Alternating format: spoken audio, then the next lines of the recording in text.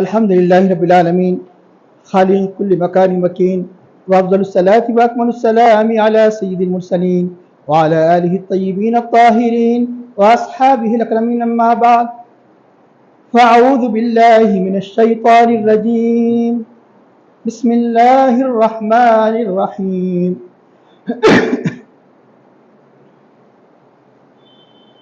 إن الذين كفروا بالذكر لما جاءهم وإنه لكتاب عزيز لا يأتيه الباطل من بين يديه ولا من خلفه تنزيل من حكيم حميد. ما يقال لك إلا ما قد قيل للرسل من قبلك إن ربك لذو مغفرة وذو عقاب عليم. ولو جعلناه قرآنا أعجميا لقالوا لولا فصلت آياته أعجمي وعربي قل هو للذين آمنوا هدى وشفاء والذين لا يؤمنون في آذانهم وقر وهو عليهم أعمى أولئك ينادون من مكان بعيد. ولقد آتينا موسى الكتاب فاختلف فيه ولولا كلمة سبقت من ربك لقضي بينهم وإنهم لفي شك منه مريب. من عمل صالحا فلنفسه ومن أساء فعليها وما ربك بظلام للعبيد. إليه يرد علم الساعة وما تخرج من ثمرات من أكمامها وما تحمل من أنثى ولا تضع إلا بعلمه ويوم يناديهم أين شركائي قالوا آذنا كما منا من شهيد. وضل عنهم ما كانوا يدعون من قبل وظنوا ما لهم من محيص. صدق الله العظيم. قال الله تعالى في شان حبيبه الكريم إن الله وملائكته يصلون على النبي يا أيها الذين آمنوا صلوا عليه وسلموا تسليما. اللهم صل على سيدنا ونبينا مولانا محمد نبی الأمی وعلى آلہ وصحبہ وبارک وسلم. محترم بزرگان ملت، عزیز بھائیو، ابھی سورہ 24 پارہ اور 25 پارے کے ابتدائی آیات سورہ فصلت یعنی الف لام میم ہا میم سدہ کی آیت نمبر 41 سے 48 تک 8 آیات کریمہ کی تلاوت کا شرف حاصل کیا گیا. ان کا ترجمہ ہے ان الذین کفروا بالذکر، بے شک جنہوں نے کفر کیا ذکر کا. یا ذکر کے معنی قرآن کے ہیں. ذکر کے کئی معنی ہیں، تفسیر میں آئے گا. جس نے کلام الہی کا انکار کیا، کفر کیا، ان کلام الہی کو نہ مانا، اللہ کا کلام نہ مانا. ان الذین کفروا بالذکر لما جاءہم، جب کہ ان کے پاس آیا، نے دیکھتے دکھاتے انہوں نے جانتے ہوئے انہوں نے اس کا انکار کیا، کفر کیا. وَإِنَّهُ لَكِتَابٌ عَزِيزٌ، اس کتاب کی شان تو یہ ہے کہ یہ یقیناً ایک عظیم عزت والی کتاب ہے. کئی معنی ہے عزیز کی. عزت والی کتاب ہے، حرمت والی کتاب ہے، نادر یعنی بے مثل کتاب ہے، یعنی غالب. عزیز کے معنی غالب یعنی مطلب ہے کہ زبردست، جس کو آپ سمجھنے کے لیے زبردست یعنی اپنے اندر زور رکھنے والی کتاب ہے. کہ معنی کے اعتبار سے، حجت کے اعتبار سے، دلائل کے اعتبار سے اتنے سب معنی عزیز کی. انہ لکتاب عزیز لا یاتیہ الباطل من بین یدیہ ولا من خلفہ، باطل اس کے پاس آ ہی نہیں سکتا، جس کو آپ اردو ماہر پھٹک ہی نہیں سکتا، نہ اس کے سامنے سے نہ اس کے پیچھے سے. باطل کا معمولی بھی گزر، باطل کا معمولی بھی تعلق اس کتاب سے نہیں ہو سکتا. لا یاتیہ الباطل من بین یدیہ ولا من خلفہ. کیوں؟ تنزیل من حکیم حمید، یہ نازل کی گئی ہے اس ذات کی طرف سے جو حکمت والی اور حمید لائق تعریف ہے، یعنی سارے کائنات کے خالق و مالک جس کی خصوصی صفت حکیم و حمید ہے، اس کا نازل شدہ کلام ہے، تو کیوں کر باطل کا اس میں دخل ہو سکتا ہے؟ ما یقال لک، اب اللہ تعالیٰ اپنے حبیب پاک صلی اللہ علیہ وسلم کو تسلی دیتے ہوئے فرماتا ہے جو آپ سے کہا جا رہا ہے، یہ کافر کہہ رہے ہیں ما یقال لک الا ما قد قیل، مگر وہی جو اس سے پہلے رسولوں سے کہا گیا، رسولوں کا ایسا ہی انکار کیا گیا، کافروں نے ایسی ہی گستاخیاں کی۔ ما یقال لک الا ما قد قیل للرسل من قبل، آپ سے پہلے۔ ان ربک لذو مغفرۃ وذو عقاب علیم، لیکن ان کو معلوم ہونا چاہیے کہ یقیناً آپ کا رب مغفرت والا ہے، جو اللہ کی بارگاہ میں رجوع ہوں گے، توبہ کریں گے، ان کی مغفرت فرمانے والے، وذو عقاب علیم، جو رجوع نہیں ہوں گے، جو باز نہیں آئیں گے اپنی حرکتوں سے، اللہ سخت عذاب دینے والا ہے۔ ولو جاننا ہو، اگر ہم اس قرآن کو، یعنی اس آیت کریمہ کا ترجمہ جو کافروں نے اس زمانے میں اہل مکہ نے جو اعتراض کیا، اس کے پس منظر میں یہ آیت کریمہ نازل ہوتی ہے۔ ولو جعلناہ قرآن اعجمیا، اگر ہم اس کلام کو اجمی زبان میں، اجمی قرآن کی صورت میں نازل کرتے، یعنی عربی میں نازل نہیں کرتے، دنیا کی کسی زبان میں، فارسی، رومی، ایرانی، عبرانی، سریانی، ولو جعلناہ قرآن اعجمیا لقالوا، یہ کافر کہتے لولا فصلت آیاتہ، اس کی آیتیں کھول کھول کر واضح کیوں بیان نہیں کی گئی، عربی میں کیوں نازل نہیں کیا گیا، اعجمی و عربی، اور یہ کہتے اگر یہ اجمی میں نازل کر دیا جاتا، ترجمہ سمجھنے کے لیے کچھ کلمات کا اضافہ کیا جا رہا ہے کہ اگر اجمی میں کہتے ہیں اجمی میں نازل ہو، اجمی میں نازل کیا جاتا تو کہتے اعجمی و عربی، کیا یہ کتاب اجمی ہے اور مخاطب عربی، نبی عربی، جس قوم کی طرف یعنی یہ نازل کیا گیا وہ عربی، اعجمی و عربی، قل هو للذین آمنوا ھدی و شفاء، ایسے ہر درموں سے یہ کہہ دیجیے آپ کہ هو للذین، یہ کلام ایمان والوں کے لیے جو ایمان رکھتے ہیں ان کے لیے ہدایت، شفا اور شفا کا سبب ہے، ظاہری شفا، باطنی شفا، ہر قسم کی شفا کا سبب ہے۔ قل هو للذین آمنوا ھدی و شفاء والذین لا یؤمنون، اور جو ایمان نہیں رکھتے اس پر کہ والذین لا یؤمنون فی آذانہم وقر، ان کے کان میں ڈانٹ ہے، جسے ڈھکن کہتے ہیں، ڈھکن ہو تو کوئی چیز نہیں جاتی، اب کوئی ان کے اندر یعنی مطلب ہے کہ کوئی چیز داخل نہیں ہو رہی، اس طرح ان کی کیفیت ہے کہ ان کے کان میں ڈانٹ ہے، وہ علیہم اما، اور یہ کلام جو روز روشن کی طرح اس سے بڑھ کر آیا ہے، یہ ان کے حق میں اندھا پن بن گیا، یعنی ان کے آنکھوں پر گویا پردہ بن رہا کہ کیسا، یعنی مطلب ہے کہ ہدایت ایک کے لیے ہدایت ہے، ایک کے لیے پردہ کیسا ہے، تفسیر میں انشاءاللہ بیان کیا جائے گا۔ وہ یعنی ان کی حالت ایسی ہے، اولئک ینادون من مکان بعید، اور دور سے انہیں پکارا جا رہا ہے، جیسے چوپاؤں کو پکارتے ہیں، یعنی ان کی حالت چوپاؤں کی طرح ہے، وہ دور سے انہیں ندا کی جا رہی ہے۔ وَلَقَدْ آتَيْنَا مُوسَى الْكِتَابَ اخْتِلَافٍ فِيهِ، اب مزید اور تسلی دیتے اللہ تعالیٰ فرماتا ہے اپنے حبیب پاک صلی اللہ علیہ وسلم کو کہ ہم نے موسیٰ علیہ السلام پر بھی، موسیٰ پر بھی علیہ السلام پر بھی کتاب نازل کی، وَلَقَدْ آتَيْنَا مُوسَى الْكِتَابَ فَاخْتَلَفَ فِيهِ، اس میں بھی اختلاف کیا گیا، بنی اسرائیل نے اس کو بھی نہیں مانا، اعتراضات کیے، اختلاف کیے۔ وَلَوْلَا كَلِمَةٌ سَبَقَتْ مِنْ رَبِّكَ، اگر آپ کے رب کی طرف سے یہ کلمہ، کون سے کلمہ، کلمہ عذاب، اگر یہ طے نہیں ہوتا پہلے سے، یعنی ثابت نہیں ہوتا، طے نہیں ہوتا کہ یعنی فلولا كلمة سبقت من ربك، یہ مطلب یہ کہ یعنی اللہ تعالیٰ کے ڈھیل کا کلمہ کہ جو یہ عذاب کے نزول کا جو بار بار مطالبہ کر رہے ہیں، اگر یہ کلمہ اگر طے نہیں ہوتا کہ جو وقت اللہ نے جو مقرر کیا ہوتا ہی نہ ہوتا تو لقضی بینہم، تو ان کا کام پورا کر دیا جاتا، فوراً عذاب نازل ہو جاتا۔ وَإِنَّهُمْ لَفِي شَكٍّ مِّنْهُ مُرِيبٍ، بے شک یہ کافر اس کلام کے بارے میں ایسے شک میں ہے جو ان کو اضطراب میں ڈالنے والا ہے، خلجان میں ڈالنے والا ہے، یعنی خود یعنی شک صاحب شک کو کیا کرتا ہے، بے چین کر دیتا ہے، یہ خود اپنے مرض میں مبتلا ہے، سکون پر ان کا غارت ہو کر اس کلام میں شک کر کے یہ یعنی خود اپنے آپ کو تکلیف میں ڈالنے والے شک میں ہے۔ من عمل صالحا فلنفسہ، جس نے نیک اعمال کیا فلنفسہ، تو اس کے ذات کے لیے فائدہ ہے، اس نیک اعمال کا فائدہ اسی ذات کے لیے ہوگا۔ ومن اساء فعلیہا، جو جس نے بد عملی کو اختیار کیا تو اس کا وبال اسی پر ہے کہ وما ربک بظلام للعبید، اللہ تعالیٰ اپنے بندوں پر تھوڑا بھی ظلم نہیں کرتا۔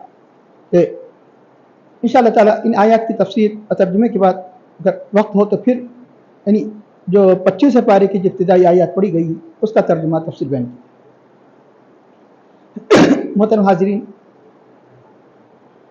اللہ تعالیٰ ابتدائی سے آپ نے دیکھا کہ اس سورہ کی کہ اللہ تعالیٰ کلام الہی کی عظمت کو بار بار بیان فرما رہا ہے، اور بار بار بہت کم سورہ میں آپ کو قرآن کا لفظ ملے گا، کتاب کا لفظ ملے گا جو اس اللہ تعالیٰ نے اس سورہ میں بیان فرمایا۔ کیوں؟ جس نے کتاب الہی کو مان لیا تو گویا رب کو مان لیا، رب کے رسول کو مان لیا، تو جن جن چیزوں کو ماننا ضروری ہے ان سب کو مان لیا۔ اور کتاب الہی کی عظمت جس کے دل میں راسخ ہو جاتی ہے، گویا ایمان راسخ ہو جاتا ہے۔ جو جتنا کفر میں بڑھتے چلے جاتا ہے، اناد میں بڑھتے چلے جاتا ہے، اتنا ہی وہ اللہ اس کے رسول سے دور ہوتا چلا جاتا ہے۔ تو ان الذین کفروا بالذکر، اب یہ کلام الہی کے کئی نام ہیں، کثرت نام کثرت عظمت پر دلالت کرتے ہیں۔ اللہ تعالیٰ کے ناموں کی کوئی حد نہیں، کئی مرتبہ بیان کیا گیا، لیکن ہماری سہولت کے لیے 99 نام بیان کیا۔ اللہ تعالیٰ کے نام 99 میں ہے، اس کے کلمات، اس کی عظمتوں کے اعتبار سے اس کی صفات کی کوئی حد ہی نہیں ہے۔ اگر 99 نہ ہوتے تو پھر استفادہ نہیں کر سکتے تھے، اس لیے ہمارے لیے 99 بنائے گئے۔ اللہ کے حبیب کے نام 99 احادیث سے ثابت ہے، یہ ہمارے استفادے کے لیے، ورنہ پوری مخلوق میں آپ کے صفات کی کوئی حد نہیں ہے۔ اور جس کثرت نام کثرت عظمت پر کسی سورہ کے اتنے نام نہیں آئے جو سورہ فاتحہ کے 20 سے زیادہ 25، ام الکتاب، سورہ فاتحہ، شفا، کافیہ، شافیہ، سبع مثانی، یہ سب یہ نام کس کے؟ سورہ فاتحہ کے ہیں۔ تو اسی طرح قرآن کریم کے خود قرآن میں 30 سے زیادہ نام آئے ہیں۔ مشہور جو کثرت سے تو کتاب قرآن آتا ہے، کتاب قرآن، موعظت، ہدا، شفا، رحمت، نور، ذکر، یہ سب قرآن کے نام ہیں۔ ذکر تو آپ کئی مرتبہ سن چکے ہیں، یہ آیت کریمہ، یعنی اللہ تعالیٰ نے اس کلام الہی کی حفاظت کی جو ذمہ لیا ہے، اِنَّا نَحْنُ نَزَّلْنَا الذِّکْرَ، بے شک ہم نے ذکر کو نازل کیا، ذکر نہیں قرآن کو نازل کیا، وَإِنَّا لَهُ لَحَافِظُونَ، اور ہم ہی اس کی حفاظت کرنے والے ہیں۔ ہم نے اسی ذکر کو، اللہ نے یہ ذکر کیوں کہا؟ تو ذکر کے کئی معنی ہیں۔ نمبر 1، ذکر تو آپ جو کہتے ہیں ٹو ریممبر، یاد کرنا، یہ اشارہ ہے اگر کوئی چیز یاد کرنا ذکر کرنے کے لائق ہے تو اللہ کا کلام ہے۔ آپ جو جتنے ذکر کرتے بیٹھتے ہیں بیکار، کہ خبروں میں کام آنے والے نہیں، وہ ذکر کرو جو اللہ کا ذکر ہے۔ اللہ کے ذکر میں اللہ کے رسول کا بھی ذکر ہے، اس ذکر میں اولیاء کا بھی ذکر ہے، ذکر الہی میں ذکر رسول بھی ہے۔ اب ہم ذکر الہی کریں گے، ذکر اس سے بڑھ کے کچھ نہیں ہے، تو ذکر الہی میں ذکر اللہ تعالیٰ خود اپنے حبیب پاک کا ذکر کر، ذکر الہی میں ذکر رسول بھی ہے، ذکر اولیاء بھی ہے، ذکر صالحین بھی ہے، ذکر شہداء بھی ہے۔ تو اب کوئی ذکر کام آنے والا ہے، قبر حشر میں یہی ذکر کام آنے والا ہے، اس لیے اگر کوئی ذکر لائق ذکر ہے، انشاءاللہ آئندہ صورت آئیں گی، وہاں پر تفصیل ذکر بیان کیا جائے گا۔ نہ صرف قرآن کا ذکر کہا گیا بلکہ اللہ کے رسول کا ذکر کہا گیا، قد انزل اللہ الیکم ذکرا۔ تو اگر کوئی قابل ذکر ہے تو کلام ایک قرآن، صاحب قرآن، یہی دونوں کا ذکر ہمیں کام مفید آئے۔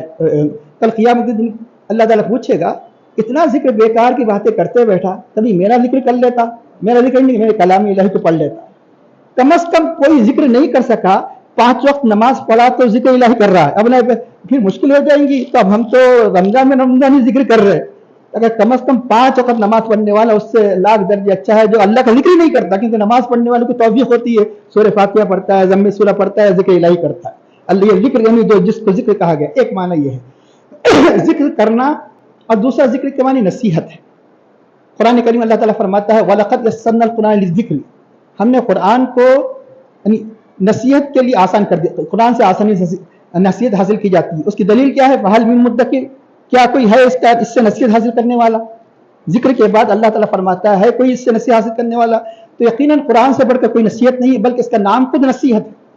اللہ نے قرآن کریم میں 11 پارے میں ارشاد فرمایا، یا ایھا الناس قد جاءکم موعظۃ من ربکم، اے لوگوں تمہارے پاس تمہارے رب کی طرف سے نصیحت آئی، موعظہ، واعظ اسی سے ہے نصیحت، وشفاء لما فی الصدور، سینوں سے مراد دلوں کی شفا آئی، وہدی اور ہدایت آئی، اور تمام مومنین کے لیے، اور رحمت للمومنین، مومنین کے لیے رحمت آئی۔ اس آیت میں 4 صفات بیان کیے گئے، موعظہ، نصیحت، ہدایت، شفا، رحمت۔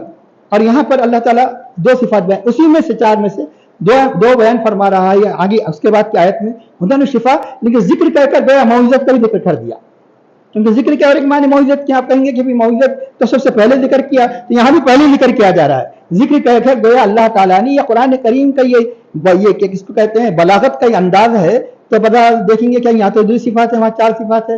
اگر غور و فکر کریں گے تو کہیں تو اللہ تعالیٰ اشارتاً ذکر فرماتا ہے، کہیں یعنی صراحتاً ذکر فرماتا ہے، یہ تفنن کلام کہا جاتا ہے، یہ بلاغت کے خاص طریقے ہیں۔ تو چنانچہ ذکر کہہ کر گیا نصیحت بھی ذکر کر دیا۔ اور ایک ذکر کے معنی ذکر کرنا، اور ایک یاد کرنا، دوسرا یاد آنا۔ ان کا ذکر آ گیا اور تم کی یاد آ گئی، ان کا ذکر، ایک آپ ذکر کر رہے ہیں، ایک یاد آنا۔ تو یہ ذکر کون سی ذکر کو یاد دلاتا ہے؟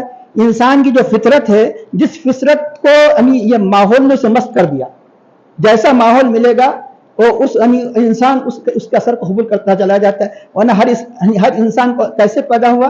فطرت صحیحہ پر پیدا ہوا۔ کون سی فطرت پر؟ الست بربکم قالوا بلی، اس فطرت پر۔ کیا میں تمہارا رب نہیں ہوں؟ سب نے کہا کہ کافر بھی اسی فطرت پر پیدا ہوا کہ مسلمان تو مسلمان ہے ہی، مومن تو مومن ہے ہی، یہودی بھی اسی فطرت پر پیدا ہوا، نصرانی بھی اسی فطرت پر پیدا ہوا۔ اللہ کے صلی اللہ علیہ وسلم ارشاد فرماتے ہیں کہ ہر بچہ یولد علی الفطرت، فطرت پر پیدا ہوتا ہے، ان سے ماں باپ سے یہودی، نصرانی، مجوسی بنا دیتے ہیں، یعنی ان کے اثر سے یہودی بن جاتا ہے، نصرانی بن جاتا ہے، مجوسی بن جاتا ہے، لیکن ہر ایک مسلمان پیدا ہوتا ہے۔ کیوں؟ اس لیے کہ جو پیدائش پر کس پر ہوئی؟ اس اعتقاد پر ہوئی جو روز میثاق کے دن جو ذروں کے چوٹی کے مانند اللہ تعالیٰ حضرت آدم علیہ السلام کی پشت سے نکال کر عہد لیا۔ یہ ایسی کتاب کی بات نہیں، اسی کلام الہی میں اس کا ذکر موجود ہے کہ اس عہد کا ذکر ہے کہ الست بربکم، اللہ تعالیٰ کا ارشاد ہے 9 پاری کی آیت ہے۔ تو سب نے ایک زبان ہو کر کہا، اس دنیا میں ماننے والے، اس دنیا میں آ کر انکار کرنے والے، سب نے کہا قالوا بلی۔ تو یہ قرآن اس ذکر کو یاد دلاتا ہے کہ جس کا تم اعتراف کر رہے ہو۔ یہ یاد دہانی ہے اس ذکر کی، روز میثاق کی یاد دہانی۔ تو کیوں یاد دہانی ہے؟ اب کوئی مثال کے طور پر 15 سال کا بچہ ہے، اگر میں ان سے پوچھوں 13 سال کے پہلے کے واقعہ سنا سکتے؟ میں سنا تو آپ یاد ہے آپ کو، آپ کے والدین کے بتانے کی وجہ سے، آپ کے رشتے داروں کے بتانے، لیکن خود اپنے حافظے کی بنیاد پر پہلے مہینے میں کیا کیا، دوسرے مہینے میں کیا کیا، پہلے سال میں کیا کیا نہیں بتا سکتا، حافظے کی وجہ سے۔ ہم 15 سال پہلے کی بات بھول گئے تو ہزاروں سال پہلے کی بات یاد رہے گی۔ اس لیے اللہ تعالیٰ نے کتابوں کے سلسلے کو جاری فرمایا اور انبیاء کے سلسلے کو جاری فرمایا تاکہ عہد کو یاد دلایا جائے بار بار۔ ان الذین کفروا بالذکر لما جاءہم، اور یہ ذکر ایسا نہیں ہے یہ چھپا ہوا ہے، کھلی طور پر آیا ہے، جس کا جواب دینے سے عاجز آ گئے، جس کی عظمت کو یہ مانتے ہیں دل سے۔ اناد ایک ایسی چیز ہے، حسد ایسی چیز ہے، حسد سے، اناد سے اس کا انکار کرتے ہیں۔ یہ کوئی ڈھکی حقیقت نہیں ہے، کوئی چھپی حقیقت نہیں ہے، کھلی حقیقت ہے۔ اتنی کھلی حقیقت کا وہ ایسے کھلے طور پر انکار کرتے ہیں۔ اور یہ کتاب یاد رکھو، ان کے انکار کرنے سے اس کتاب کی عظمتوں میں کوئی فرق نہیں پڑتا۔ اگر کوئی کتنی ہی مطلب یہ کہ سورج کی روشنی کو چھپانا چاہے تو سورج کی روشنی چھپ سکتی ہے، وہ خود چھپ جائے گا، لیکن سورج کی روشنی چھپ نہیں سکتی۔ یہ کتاب زبردست قوت والی کتاب ہے۔ انہ لکتاب عزیز، یہ عزیز کے اندر اتنی مطلب ہے کہ قوت کے معنی ہے۔ عزیز کے معنی اللہ تعالی کی صفت ہے۔ عام طور پہ عزیز کے عام طور پہ محاورے میں عزیز میں نے پیارا یہ کہا جاتا ہے، لیکن عزیز کے حقیقی معنی عربی میں غالب۔ اللہ تعالیٰ عزیز ہے میں غالب، کیوں کہ جو اگر انصاف کی راہ سے غالب ہوتا ہے وہی پیارا ہوتا ہے۔ حضرت خالد بن ولید پیارے نہیں ہیں، نام لیتے کہ محبت، کیوں کہ مطلب ہے کہ جو انصاف کے لیے جو ان کو اللہ نے غلبہ عطا فرمایا۔ اور دنیا کے جو بڑے بڑے جیسے اردو میں ہیروز کہتے ہیں جو اسلامی، کہ کیا ان سے رشتہ داری ہے، نام لیتے آپ خوش ہو جاتے۔ سلطان صلاح الدین نام لیتے خوش ہو جاتے، کوئی رشتہ داری ہے، کیوں کہ جو غالب ہوتا ہے، عزیز ہوتا ہے، پیارا بھی ہوتا ہے، اس لیے پیارا بھی ترجمہ کیا جاتا ہے۔ اس لیے اس کا ترجمہ یہ ہے کہ یہ حرمت والی کتاب ہے، عزت والی کتاب ہے، یعنی قدر والی کتاب ہے، کیونکہ عزت والے خالق کائنات نے عزت والے رسول پر عزت والی امت کے لیے نازل فرمایا۔ جو اس پر عمل کرے گی وہ بھی عزت والا ہو جائے گا۔ اس لیے اس کا نام، اس لیے کیا کہا گیا کہ قدر کہا گیا، کہ قدر میں نازل کی گئی، قدر والے نے قدر پر، قدر والے فرشتے کے ذریعے سے قدر والی امت کے لیے نازل کیا۔ جو اس کی قدر کرے گا صاحب قدر ہے، تو اس کی ہر رات ليلۃ القدر ہے، اس کا ہر دن یوم القدر ہے۔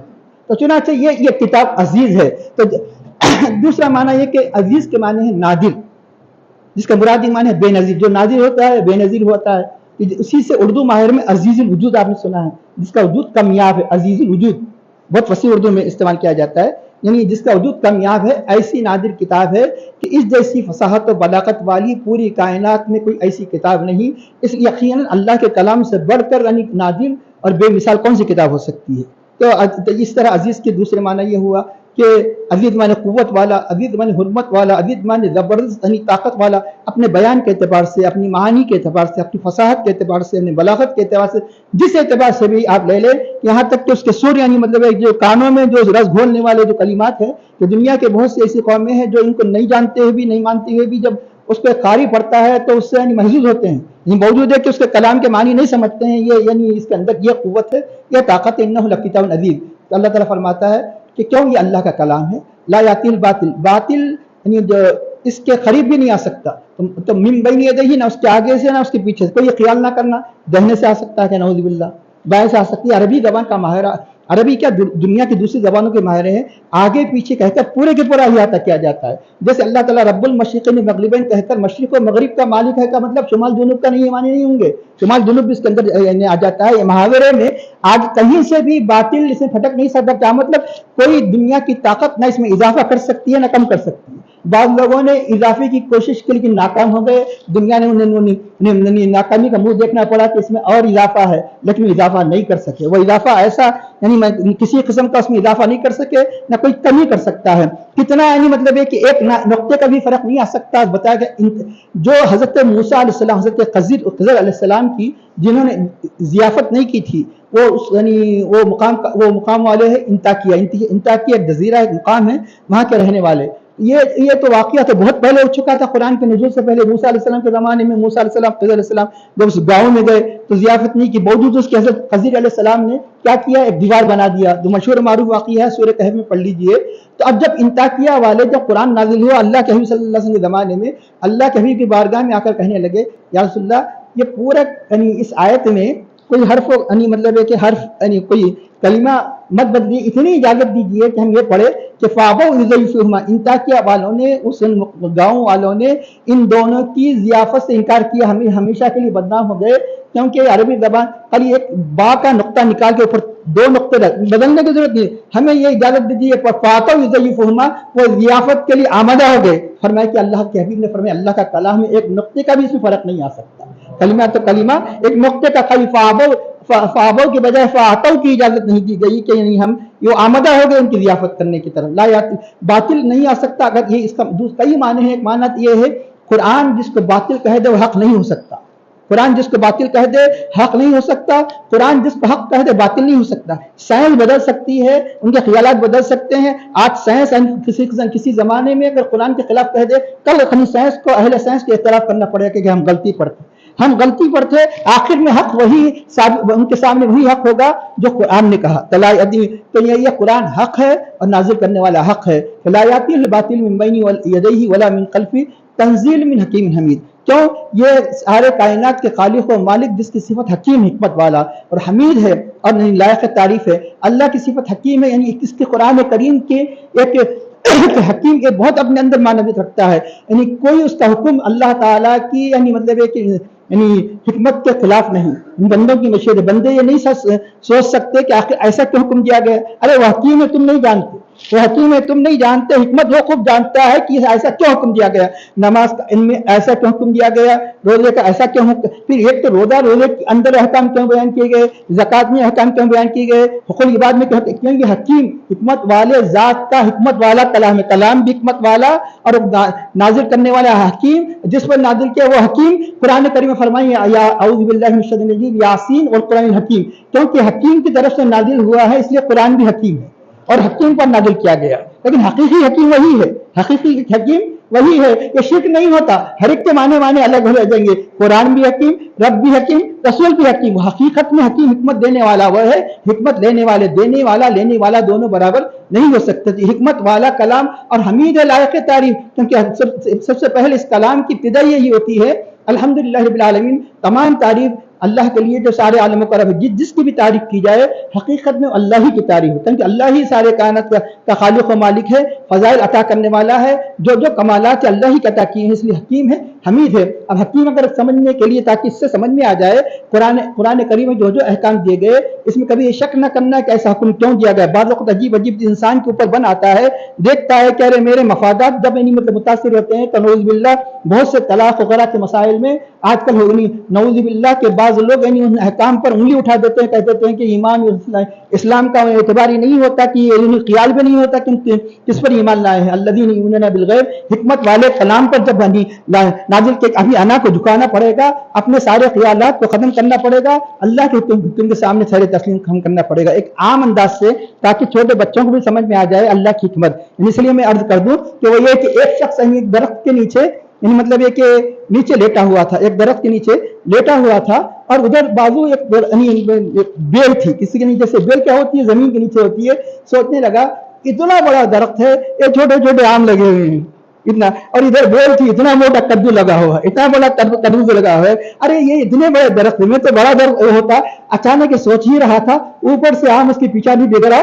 اللہ کا شکر ادا کیا، اور اللہ اس پہ اگر تربوز پیدا کر دیتا، اگر اس پہ اگر اللہ تعالیٰ ہم کدو پیدا کر دیتا، آج مجھے حالت بری ہو جاتی تھی. اللہ کی حکمت والا ہے. جو سمجھ میں آ جائے کہ اتنی بڑی چھوٹی بیل پہ، کمزور بیل پر اتنا بڑا تربوز، اتنا بڑا کدو، اور اتنے چھوٹے چھوٹے پھل اتنے بڑے درخت پہ لگے ہوئے. تو حکمت سمجھنے کے لیے اس طرح کہ بے شمار اس کی ہر مطلب ہے کہ اللہ کی حکم حکمت ہے، من حکیم حمید تنزیل میں. اب رہا یہ بھی سن لیجئے، جب یہ حکمت کو قبول کریں گے، اس پر ایمان لائیں گے. اگر کوئی صاحب حکمت بننا چاہتا ہے تو کلام الہی کے بغیر کوئی صاحب حکمت نہیں ہو سکتا. لاکھ دنیا کا علم حاصل کرے لیکن قرآن کے اسرار سے واقف نہیں، حکمت والا نہیں ہو سکتا. قرآن کے اسرار سے واقفیت کے بغیر حکمت نہیں ہو سکتی. اور اگر ہم چاہتے ہیں کہ مطلب یہ کہ ہمارے بعد بھی ہمارا نام ہو، نام ہونے کے لیے نہیں کرنا ہے، لیکن انسان چاہتا ہے کہ کچھ نہ کچھ اس کا تذکرہ ہو. تو اگر یہ کہ اچھے نیت سے بھی کر رہا ہے تاکہ لوگ میری لیے مغفرت کی دعا کرے، تو چنانچہ جب تک اس کلام سے تعلق نہیں ہوگا تو نہ تو کوئی انسان حکیم بن سکتا ہے، نہ کوئی لائق تعریف ہو سکتا ہے. کسی کی تعریف ہوگی کب ہوگی؟ جو جتنا قرآن کی خدمت کیے، جو جتنا قرآن سے تعلق پیدا کیے، جو جتنا قرآن کی خدمت کیے، وہ کیا ہو گئے؟ تو ساری دنیا میں لائق تعریف ہو گئے. زمانوں پر ان کی تعریف کی جاتی ہے جنہوں نے. یہاں تک اگر سمجھ میں آنے کے لیے آپ کو ایک روایت بیان کر دوں، وہ یہ کہ ایک مرتبہ سرور کائنات فخر موجود علیہ الصلوۃ والتسلیم نے ارشاد فرمایا حضرت ابو ہریرہ رضی اللہ تعالیٰ عنہ سے، اے ابو ہریرہ، تم قرآن سیکھو، دوسروں کو سکھاؤ. یہ اللہ کا فضل ہے کہ یہی مجلس نہیں، دنیا میں جہاں بھی قرآن کی مجلسیں ہوگی بہت مبارک ہے، کیونکہ اللہ تعالیٰ کے حبیب کیا خوشخبری دے رہے ہیں کہ بیسٹ آف یو، تم میں بہتر. قرآن پڑھنا بولے تو صرف پڑھنا ہی نہیں، یہ تو اولین درجہ ہے. قرآن پڑھنے کا مطلب یہ کہ اس کے الفاظ بھی پڑھے، اس کے معنی پڑھے. معنی تو مقصود ہوا کرتے ہیں، لیکن کلام الہی ہونے کی وجہ سے الفاظ کے پڑھنے کا ثواب ہے. تو چنانچہ خیرکم من تعلم القرآن وعلمہ، کہ تم میں بہتر وہ ہے جو قرآن سیکھے اور دوسروں کو سکھائے. Best of you who learn this book یعنی قرآن and teach any others. تو چنانچہ اندازہ لگائی کہ بیسٹ آف یو، یعنی اندازہ لگائی بیسٹ آف یو، اللہ کے حبیب صلی اللہ علیہ وسلم اسے سرٹیفکیٹ دے رہے ہیں. قرآن کی تعلیم سیکھنے والا، سکھانے والا، صرف الفاظ ہی نہیں، الفاظ کے معنی سیکھنے والا، تفسیر سیکھنے والا، اس کا احکام سیکھنے والا، یہ تم میں بہتر. اب سنیے، اب دوسری اور حدیث میں کیا فرماتے ہیں، سنیے اللہ کے حبیب صلی اللہ علیہ وسلم، اے ابو ہریرہ، قرآن سیکھو اور سکھاؤ. تمہاری قبر، تم اس دنیا سے جانے کے بعد تمہاری قبر کی زیارت کے لیے فرشتے ایسے آئیں گے جیسے خانہ کعبہ کی زیارت کے لیے آتے ہیں. اب کتنے آئیں گے؟ جتنا تم قرآن سے تعلق رکھیں گے. کتنے آئیں گے؟ اب کتنے فرشتے آئیں گے؟ جو جتنا قرآن سے تعلق رکھے گا اتنا فرشتے آئیں گے. فرشتے آئیں گے، اس کے اندازہ لگا. یہ ہے قرآن کریم کی تعلیم و تعلق کی برکت. خیر، اب یہی وجہ ہے کل قیامت کے دن حافظ قرآن ہے. حافظ قرآن کی عظمت کا کیا کہنا. اب حافظ قرآن کی عزت و عظمت سمجھنے کے لیے حافظ قرآن کے والدین کی عزت سمجھ لیجیے. حافظ قرآن کے والدین کی جو عزت و عظمت ہوگی، ان کے سروں پر ایسا تاج رکھا جائے گا جیسے سورج تمہارے گھر میں آ گیا، اس کی روشنی ایسی. سورج کسی کے گھر میں آ جائے تو کیسی روشنی ہوگی؟ تو ویسا حافظ قرآن کے والدین کی کا جب اعزاز ہوگا تو حافظ قرآن کا کیا اعزاز ہوگا. اتنے اس کا اعزاز کا عالم یہ ہے. ایک ایک درجہ، یہ درجہ ہمارا نہیں ہے، یہ درجہ ہے رینک اللہ تعالیٰ کی طرف، اللہ کا کی طرف سے ہر رینک. اب حافظ قرآن کی عظمت و فضیلت کیسی ہوگی؟ اللہ تعالیٰ فرماتا ہے قرآن پڑھو. کون پڑھے گا؟ جو یہاں پڑھتا رہے گا تو وہاں پڑھے گا. وہاں جو یہاں صرف یہ مطلب ہے کہ ایک مخصوص دن ہی کے لیے رمضان، وہ بھی برکت والے ہیں، رمضان میں پڑھ رہے ہیں، لیکن پڑھتے رہے تاکہ وہاں بھی پڑھتے رہیں. یہاں پڑھنا آسان ہو جائے، یعنی وہاں بھی پڑھنا ہے تو چنانچہ جو یہاں پڑھتے رہیں گے وہاں بھی پڑھیں گے. حافظ قرآن کو پڑھو کہیں گے، ایک ایک آیت پر ایک ایک درجہ. کتنی آیتیں؟ 6666. اتنے درجے بلند ہوتے جائیں گے. پڑھتے چلے جا اور درجے بلند ہوتے چلے جا. یہ یعنی مطلب ہے کہ یہ عظمت والا قرآن ہے. تو اللہ تعالیٰ فرماتا اب اس کے بعد اب اب اللہ کے حبیب صلی اللہ علیہ وسلم کو سب سے بڑی تکلیف کس کو ہوتی تھی؟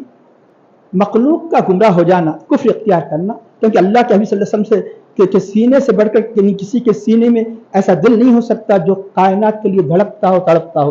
ہر ایک اپنے مفادات کے حریص ہے. اس نبی کے بارے میں کیا کہا گیا؟ حریص علیکم، تمہارے حریص ہے.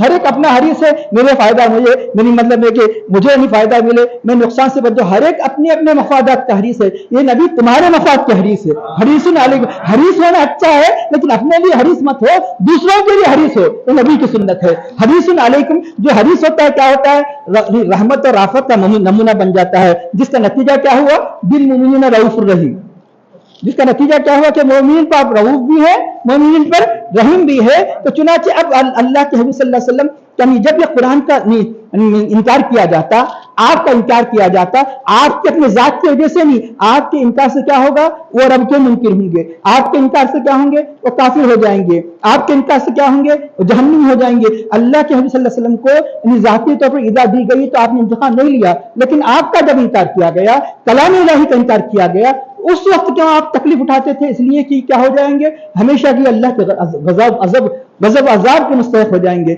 इसलिए अल्लाह के हबीब सल्लल्लाहु अलैहि वसल्लम को जब तकलीफ होती तो अल्लाह ताला अपने हबीब पाक सल्लल्लाहु अलैहि वसल्लम को तसल्ली देता, बार बार तसल्ली देता। यहां भी तसल्ली दे रहा है। अगर ये कुरान का मजाक उड़ाते, कैसे मजाक उड़ाया आपने देखा? उन्होंने कहा कि हमारे दिल में कुछ भी नहीं समझ में आ रहा, हमारे दिलों पर गिलाफ पड़े हैं। कैसे मजाक उड़ाया? वक़ालल्लज़ीना कफ़रू ला तस्मऊ लिहाज़िल कुरानी, जब कभी कुरान पढ़ो तो बस शोर और शराबा करो, सुनने ही मत दो। और कभी तो नबी की जात को साहिर कहा, कभी मजनून कहा, कभी यानी शायर कहा, मुख्तलिफ अंदाज से नबी की तौहीन की गई। तो अल्लाह ताला फरमाता है कि ए अल्लाह के नबी, ये आप ही के साथ नहीं, हर नबी के साथ ऐसा मामला हुआ। मा युक़ालु लका, जो कुछ आपसे कहा जा रहा है, कहा गया नहीं फरमाया, क्योंकि आज भी कह रहे हैं कहने वाले गुस्ताख, आज भी कह रहे हैं मा युक़ालु लका, जो कुछ आपसे कहा जा रहा है, ये प्रेजेंट में कहा गया। आमतौर पर अक्सर ऐसे मुकाम पे जो कुछ आपसे कहा गया, तसल्ली ऐसी दी जाती है, जो कुछ आपसे कहा गया वो उससे पहले भी अंबिया से कहा गया। ऐसा इसलिए नहीं कहा जा रहा है कि कल क़यामत तक अगर कोई जो भी कहेगा वो उसकी फेरिस्त में आ जाएगा। तो चुनांचे मा युक़ालु लका, जो कुछ आपसे कहा जा रहा है, ये सब बातें आपसे पहले अंबिया से भी कही गई, उनकी तौहीन की गई, उनकी गुस्ताखी की गई, लेकिन जो जिन्होंने इनकार किया उस पर अजाब आया, और जिन्होंने उनको मान, अल्लाह ताला इसके बाद इसलिए फौरन क्या फरमा रहा है? अल्लाह मग़फ़िरत वाला है और अजाब वाला है। ये दोनों ज़हन में रखिए। अल्लाह जिस तरह हद दर्जे मग़फ़िरत फरमाने वाला है और बड़े शदीद अजाब वाला भी है। तो चुनांचे ईमान दोनों के दरमियानी कैफियत का नाम है। ईमान बैनल खौफ़ और रजा, ईमान खौफ और उम्मीद के दरमियान का नाम है। सिर्फ सरासर खौफ ही खौफ का नमूना हो जाए तो अल्लाह के रहमत से मायूस हो जाना भी काफिरों का तरीका है। खाली उम्मीद हो जाए तो अमल से इंसान दूर हो जाए, अल्लाह ताला के अजाब से भी यानी बेखौफ हो जाना, ये काफिरों का तरीका है। फला यामनु मकरल्लाहि इल्लल कौमुल काफिरीन इन्नहु ला ययसु मिन रहिल्लाहि इल्लल कौमुल काफिरून। अल्लाह के अजाब से भी यानी इंसानी बेपरवाह हो जाना, यह भी कुफ्र यानी काफिरों का तरीका, और अल्लाह की रहमत से मायूस हो जाना, यह भी काफिरों का तरीका। ईमान क्या है? कभी खौफ की कैफियत पैदा हो जाए, कभी उम्मीद की कैफियत पैदा हो जाए। यकीनन मैं गुनहगार हूँ, अल्लाह ताला मेरी मग़फ़िरत, मेरी तौबा को कबूल फरमाएगा, अल्लाह मुझे तौफीक देगा, अल्लाह मुझे माफ कर देगा। कभी ऐसी कैफियत तारी हो, कभी यानी रोए अल्लाह की तन्हाई के आलम में, यानी मुझसे कैसे कैसे गुनाह हो रहे हैं, तो चुनांचे अल्लाह की कैसी यानी अल्लाह यानी नेमतों की नाशुरी कर रहा हूँ। कभी यानी उस पर ही अल्लाह के खौफ का गलबा हो, तो जब कहीं जाकर दोनों में तवाज़ुन होगा। तो अब अल्लाह ताला इरशाद फरमाता है कि ये अपनी तसल्ली के। लेकिन एक बात याद रखिए, यूं तो और अंबिया के साथ जो किया गया आपके साथ भी किया जाए, लेकिन फर्क ये है और अंबिया के साथ जो किया गया मुदाफात, जिसमें कहते हैं डिफेंस कौन किया? खुद नबी ने किया। यह है कि नबी के चाहने वालों ने किया। अक्सर अंबिया से कहा जाता था, खुद नबी जवाब देते थे, नबी के चाहने वालों ने जवाब दिया। मसलन कि हज़रत हूद अलैहिस्सलाम को हज़रत नूह अलैहिस्सलाम को उन्होंने कहा कि हम खुली गुमराही में आपको देखते हैं, इन्ना लनराका फी ज़लालिम मुबीन। कुरान करीम की अल्लाह ताला इरशाद फरमाता है कि हज़रत नूह अलैहिस्सलाम ने कहा कि क़ाला या क़ौमी लैसा बी ज़लालतुन, ए कौम मेरे अंदर किसी किस्म की ज़लालत की कैफियत नहीं। और हूद अलैहिस्सलाम ने उनको आद ने कहा इन्ना लनराका फी सफ़ाह, कैसी कैसी उन्होंने बनी तौहीन या गुस्ताखियां की, हम आपको बेवकूफ़ देखते हैं, बेवकूफ़ी में देखते हैं। फरमाया कि क़ाला या क़ौमी लैसा बी सफ़ाहतुन, मेरे अंदर किसी किस्म की सफ़ाहत नहीं है, बेवकूफ़ी नहीं है। यूसुफ अलैहिस्सलाम पर यानी मतलब है कि जब तहमत लगाई गई, खुद आपने मुदाफ़ात की, रावदतनी अन नफ्सी, मैंने कुछ नहीं किया। अजीज़ मिस्र से कहा कि लेकिन इसने खुद, इस जुलेखा ने मुझे वरगलाया। और आखिर में एक और कोई इंसान खुद मुदाफ़त ऐसे मौक़ों पर खुद मुदाफ़त करता है तो सामने वाला नहीं मानता, ऐसी चीज़ों में। इसलिए एक खुद जुलेखा के खानदान के छोटे बच्चे से गवाही दिलाई गई। मुदाफ़त कैसी की गई? जुलेखा एक छोटे बच्चे, शहीदा शाहिदुन मिन अहलिया, खुद छोटा बच्चा जो बात नहीं करता गवाही दिया। और जब हज़रत मरियम जो عورت تو نبی نہیں ہو سکتی، لیکن ایک اللہ کے عظیم نبی کے والدہ ہے، جب ان پر تہمت لگائی گئی تو مدافعت کس نے کی؟ مدافعت کس نے کی؟ عیسیٰ علیہ السلام نے کی، جھولے میں کی۔ اے مریم، یہ کیسے ایک بچہ پیدا بغیر والد کے کیسے ہو گیا؟ قالو کئی، تو انہوں نے کہا فاشارت الیہ، حضرت مریم نے کیا کیا؟ اس بچے کی طرف، ابھی جھولے میں تھا، اشارہ کر دیا۔ قالو کیفا، انہوں نے کہا کیسے ہم چھوٹے بچے سے بات کریں گے جو جھولے میں ہیں؟ تو اس وقت حضرت عیسیٰ علیہ السلام نے فرمایا قال انی عبد اللہ، میں اللہ کا بندہ، جھولے میں کہا۔ تو چنانچہ حضرت مریم سے مدافعت کس کے ذریعے سے کی؟ عیسیٰ علیہ السلام سے۔ لیکن جب کبھی یہ گستاخ، جب کبھی کافر گستاخی کرتے تو اللہ اس کا جواب دیتا، تبت یدا ابی لہب، کہ جب آپ نے سب سے پہلے مطلب کہ ابو قبیس پر اہل مکہ اپنے رشتہ داروں کو جمع کیا توحید کی دعوت دینے کے لیے، تو ابو لہب نے کہا کہ تمہارے ہاتھ ٹوٹ جائے، تو یہ آپ بھی فرما سکتے تھے تیرے ہاتھ ٹوٹ جائے، اللہ نے فرمایا تبت یدا ابی لہب، ابو لہب کے ہاتھ ٹوٹ جائے، اللہ نے مدافعت فرمائی۔ اور ایک اہم بات یہ دیکھیے کہ عام طور پر قرآن کریم ایک کتاب کر کے کہتا ہے قل، قرآن یہ کہتا ہے نا قل، کہہ دیجئے، کئی جگہ قل قل کہا گیا، اور یہاں بظاہر ہمیں عقلوں کے اعتبار سے یہاں پر کیونکہ ابو لہب نے اللہ کے حبیب کو گستاخی کی، تو خود اللہ نے یہ بظاہر ہمارے عقلوں کے اعتبار سے یہ کہنا چاہیے تھا اے حبیب یہ کہہ دیجئے کہ ابو لہب کے ہاتھ ٹوٹ جائے، کیونکہ ابو لہب نے آپ سے کہا تو آپ بھی کہہ دیجئے۔ یہ نہیں کہا کہ جب ابو لہب نے کہا، اللہ نے خود اپنے طرف سے کہا، اپنے حبیب سے نہیں کہا کہ آپ کہیے، کیونکہ آپ تو سراسر رحمت بن کر آئے ہیں، آپ کہنے کی ضرورت میں ہم کہیں گے۔ اور توحید کس کی بات ہے؟ اللہ کی بات ہے، وہاں بظاہر یہ کہنے کی ضرورت نہیں تھی کہ قل هو اللہ احد، اللہ احد، اللہ ایک ہے، کہ جب اپنی بات آئی تو کہا قل آپ کہہ دیجئے، نبی کی بات آئی تو کہا کہ آپ کہنے کی ضرورت میں ہم کہیں گے، قل کہہ کے اپنی بات بھی منہ سے تیری سنی، قل کہہ کے اپنی بات بھی منہ سے تیری سنی، اللہ کو ہے گفتگو اتنی تیری پسند۔ جب نبی کی رسالت کے اعلان کی بات آئی یہ نہیں کہا قل انی محمد صلی اللہ، اے حبیب یہ کہہ دیجئے میں محمد صلی اللہ ہوں، اللہ نے اپنے حبیب کی رسالت کا اعلان کیا تو قل کے بغیر خود اعلان فرما دیا محمد صلی اللہ۔ جو اپنی توحید کی بات آئی تو فرمایا کہ توحید آپ کی زبان سے قل هو اللہ احد۔ تو اب مدافعت کون کرتا ہے؟ مدافعت خود اللہ فرماتا ہے، تو اس کا ارشاد ہوتا ہے کہ اب ما یقال لک الا ما قد قیل لرسول من ربک ان ربک لذو مغفرۃ وذو عقاب علیم، جو یقیناً جو مانے گا، یقین اللہ تعالیٰ کیسے سے کیسے گنہگار کیوں نہ ہو، اہل ایمان ہی نہیں اہل کفر بھی، اگر وہ کئی 100 سال کا بھی اگر کوئی کافر ہو اللہ تعالیٰ اس کو ہی بخش دے گا اگر اسلام کے دائرے میں آ جاتا ہے، کہ ان الاسلام یہدم ما کان قبلہ، اسلام اس سے پہلے کے سارے جتنے کفر ہے شرک ساری چیزوں کو مٹا دیتا ہے۔ ان ربک لذو مغفرۃ اور وذو عقاب علیم، لیکن جو ایمان نہیں لاتا، جو کفر کرے گا تو اللہ تعالیٰ کا عذاب سخت ہے۔ تو یہ قرآن کریم میں ہر جگہ آپ پائیں گے کہ جہاں اللہ تعالیٰ رحمت کا ذکر فرماتا ہے وہیں عذاب کا تذکرہ فرماتا ہے، جہاں عذاب کا تذکرہ فرماتا ہے اور رحمت کا ذکر فرماتا ہے، تاکہ انسان کی دونوں چیزیں پیش نظر رہے۔ اس کا اشارہ ہے کہ اب کافر مختلف نت نئے انداز سے کیا کرتے تھے، اعتراض کیا کرتے تھے کہ جو انسان جب کسی چیز کو نہیں مانتا تو مختلف انداز سے وہ بہانے کرتا ہے، یعنی تو اب وہ کہنے لگے جب اللہ کے حبیب صلی اللہ علیہ وسلم نے اس کلام کو پیش کیا تو اب یہ آپ عربی ہے، عربی کلام پیش کرنا کوئی کمال نہیں، کوئی عجمی کلام سریانی میں پیش کرنا تھا، عبرانی میں پیش کرنا تھا، اس طرح پیش کرنا تھا۔ تو انہوں نے کہا کہ وَلَوْ جَعَلْنَاهُ قُرْآنًا عَجَمِيًّا، اگر ہم اس کو عجمی قرآن بنا دیتے، وہ کہتے یار یہ کیسا کلام ہے ہماری ہدایت کے لیے آیا، ہم ہی نہیں سمجھ سکتے آخر یہ قرآن کی آیتیں کیوں واضح نہیں کی گئی، کھلے کے طور پر کیوں بیان نہیں کی گئی۔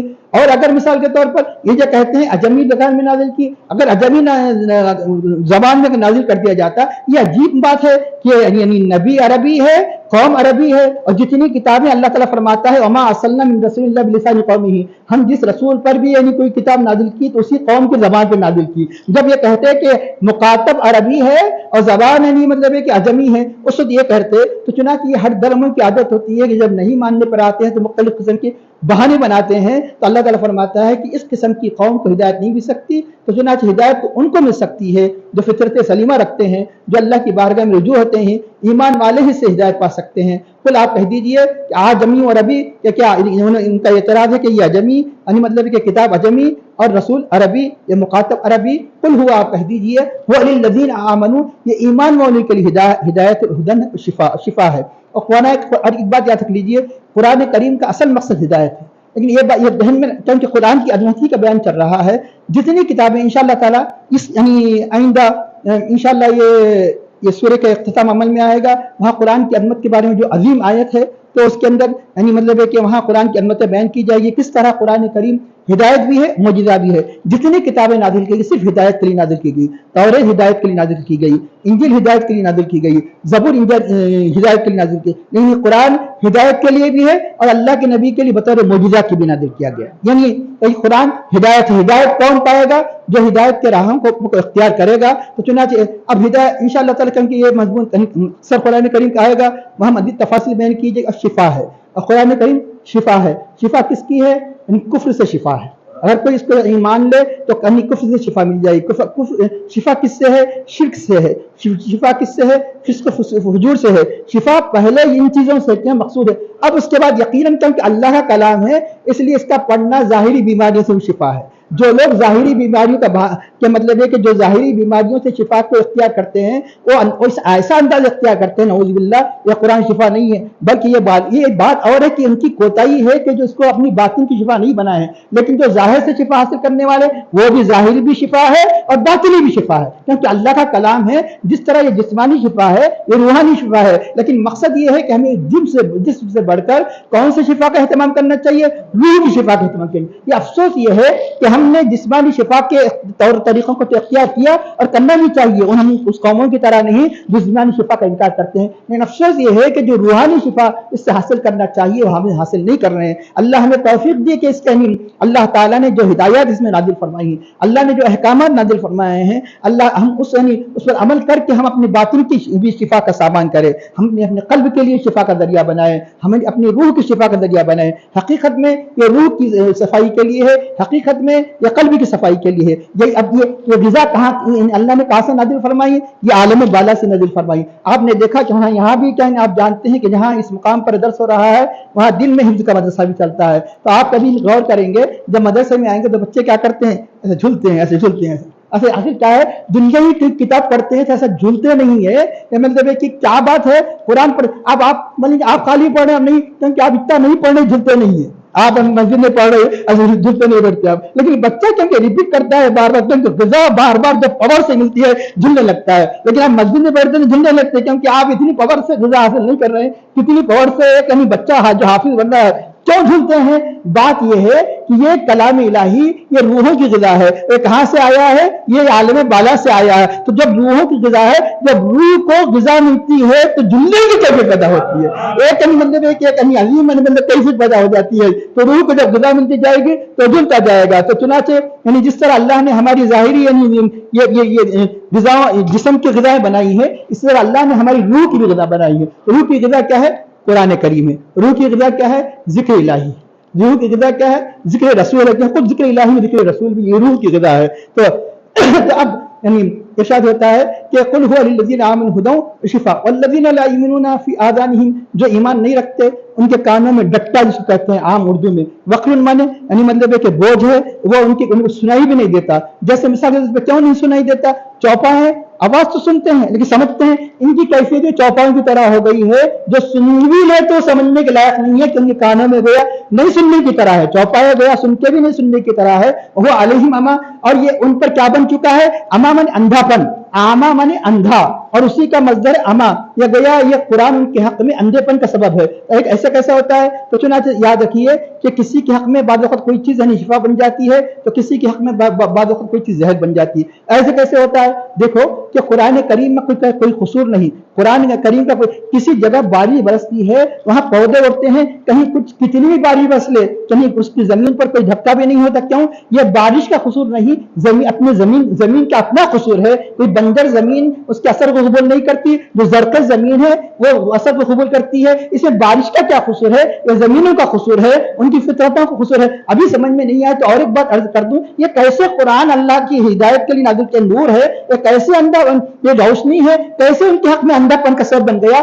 اگر چمگادڑ کو دن میں دکھائی نہیں دے رہا ہے تو اس کا اپنا قصور ہے, سورج کا کوئی قصور نہیں. یہ ان کی مثال چمگادڑ کی طرح ہے. چنانچہ جو ہی سورج کو دیکھتا ہے تو اس کے ہاتھ چنیا جاتی ہے. تو کوئی یہ کہے گا کہ چمگادڑ یہ کہے یہ سورج کیسا ہے, اندھا کر دے رہا ہے. سورج اندھا نہیں کر رہا ہے, تیری فطرت میں اندھا پن ہے. تیری فطرت میں اندھاپن سورج میں کا کوئی قصور نہیں ہو علیہم اما. اس لیے اللہ نے کیا فرمایا, یہی کلام ہے. کوئی کسی کو گمراہ یعنی گمراہ, قرآن گمراہ نہیں کرتا, گمراہی کا سبب نہیں بن جاتا ہے کسی کو ہدایت کا. کیوں؟ اس لیے کہ اس کے غلط معنی مطالب لے کر کوئی گمراہ ہوتا ہے, اس کے صحیح معنی مطالب لے کر ہدایت پاتا ہے. کہاں اللہ نے فرمایا, سورہ بقرہ نے فرمایا یضل بہ کثیرا ویہدی بہ کثیرا. اسی قرآن کے ذریعے سے اللہ تعالیٰ بہت سے لوگوں کو گمراہ کرتا ہے, اسی قرآن سے ہدایت دیتا ہے. اور جن کو گمراہ کرنے کا ذکر ہے ان کو پہلے بیان کیا. کیوں؟ اس لیے کہ 73 فرقوں میں 72 گمراہ فرقے ہیں, اور جن کی ہدایت کا ذکر ہے وہ بعد میں ذکر کیا. ایک ہی جماعت اہل سنت والجماعت.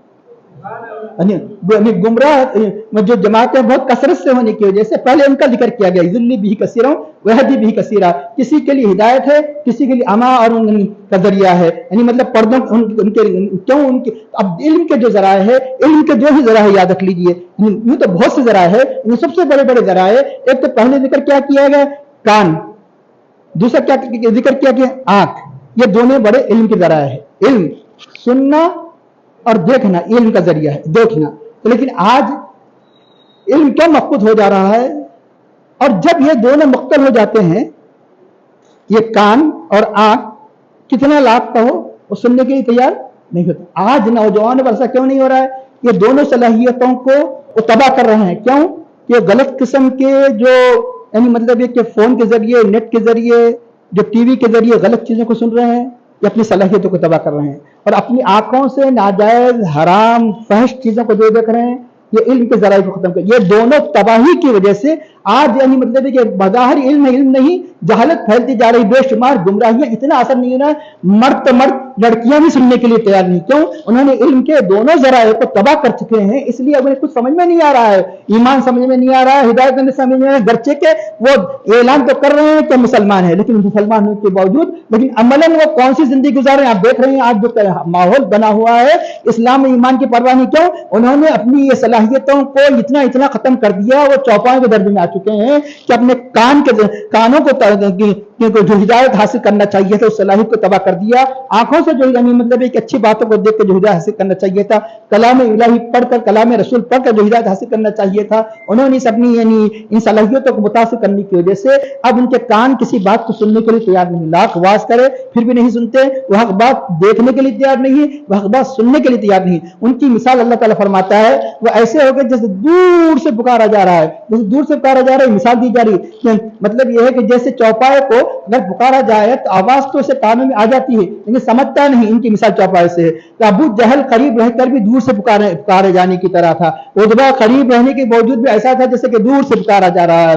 شہبہ قریب ہونے کے بعد ایسا دور سے پکارا جا رہا ہے. ویسے قرنی دور ہونے کے بعد نبی کے قدموں میں موجود تھے, وہ قریب سے پکارا جا رہا ہے. ویسے قرنی بظاہر جسم سے تو دور تھے لیکن روح سے قریب تھے, نبی کے قدموں میں تھے. ابو جہل ابو لہب باوجود یہ کہ اسی مقام پہ قریب تھا لیکن دور تھا, لیکن بہت دور تھا. اولئک ینادون من مکان بعید. جو قرآن سے اپنی نسبت قائم کر لیتا ہے وہ اللہ سے, اللہ کے رسول سے قریب ہوتا چلا جاتا ہے. جتنا آپ نسبت قائم کریں گے اتنا ہی آپ قریب ہوتے چلے جائیں گے. اس کا اللہ تعالیٰ ارشاد فرماتا ہے مزید تسلی کے لیے ہم نے موسیٰ علیہ السلام پر بھی کتاب ہمیں عطا کی, لیکن اس میں بھی اختلاف کیا. ایسا اختلاف کیا یہاں تک کہ حضرت موسیٰ علیہ السلام کی اس میں تبدیلی کر دی, تحریف کر دی, کیونکہ اللہ تعالیٰ نے اس کلام کی حفاظت کا ذمہ لیا. اس لیے اب اس کلام میں کسی قسم کی بھی یہ کوئی رد و بدل نہیں ہو سکتا.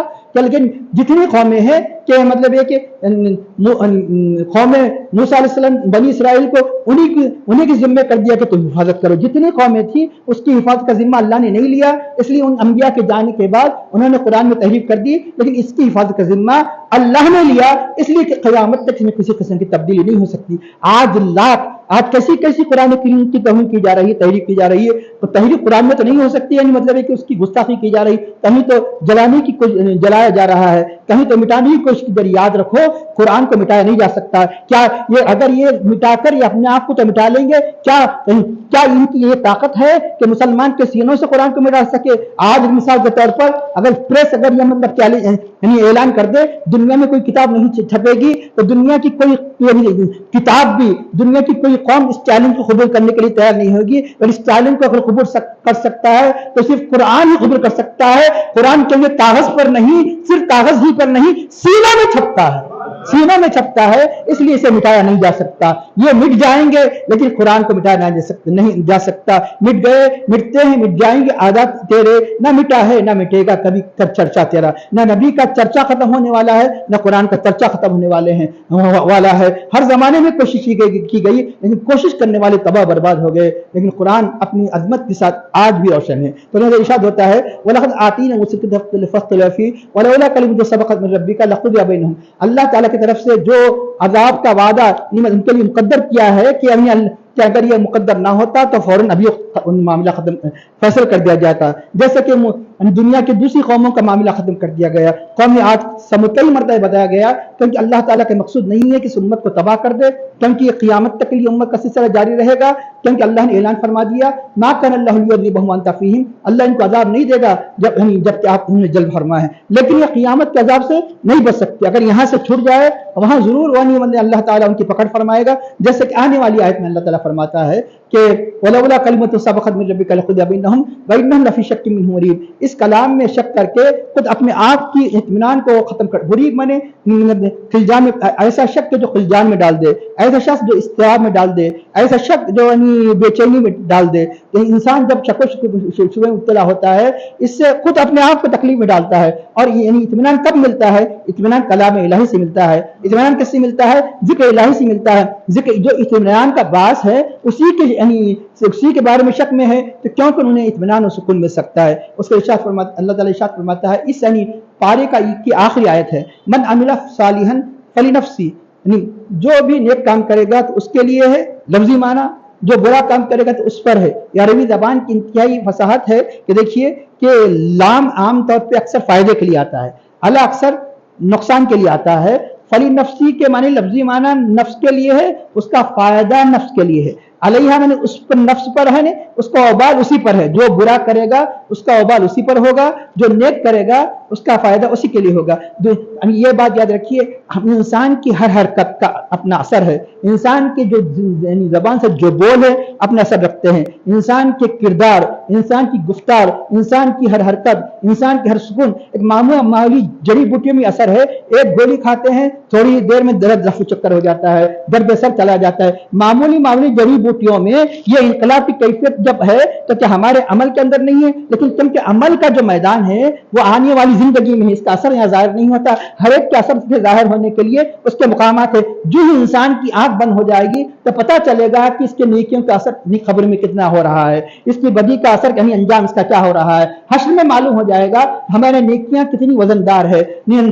हश्र में मालूम हो जाएगा कि मामूली गुनाहों पर भी अरे वो हैरान हो जाएगा, अरे मैंने तो खाली इशारा किया था, इशारा करते थप्पड़ मार दिया। आप देखते हैं बच्चे खाली जो बदमाश किस्म के लोग हैं मारते भी नहीं, खाली इशारा कर देते दूसरा माल। ये भी इशारा लिखा हुआ है। कहाँ लिखा हुआ है? अल्लाह ताला फरमाता है कि उज़िल किताब रखी जाएगी, नामे अमल रख दिया जाएगा। फतल मुजरिमीना, तो मुजरिमीन को देखेंगे, मुशफिकीना यानी वो डरेंगे कि जो कुछ है, और कहेंगे कि कैसी किताब है, यानी नामे अमल ला युगादिरु सगीरतन वला कबीरतन, न किसी छोटी चीज को छोड़ती है न किसी बड़ी चीज को छोड़ती है, वो अल्लाह साहा सबका रिकॉर्ड है। बाजार यूं किया, खाली यूं किया, बाजार यूं किया मतलब पस्तखद है, मतलब एक गीबत बताया गया, खाली जबान से नहीं होती, हाथ से। बाजार यानी किसी किस्म यूं कर दिया कि मतलब है कि उसका मजाक उड़ा दिया, ये उंगली का इशारा, मजाक उठा दिया तो मजाक से उंगली उठाया, उंगली का इशारा भी नामे अमल में लिखा। अब छोटी चीज कैसा होती समझने के लिए बता रहा हूँ, वरना छोटी चीज की मिसाल ये भी दी गई कि रास्ते से तकलीफदार चीज हटा दी जाए, वो भी नामे अमल होगी। तकलीफदार चीज हटा रहे फिर भी यानी मतलब एक बाजार अमल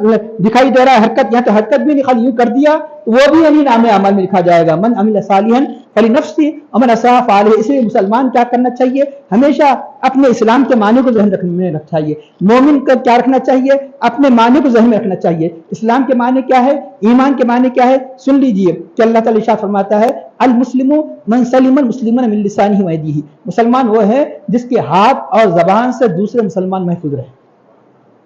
मुसलमान वो है जिसके हाथ और जबान से दूसरे मुसलमान महफूज रहे। अरे और मोमिन की तारीफ क्या है? वल मोमिनु मन अमीनहुन्नास अला दिमाइहिम व अमवालिहिम। मोमिन वह है कि जो लोग अपने खून और माल के बारे में बेफिक्र हो जाए।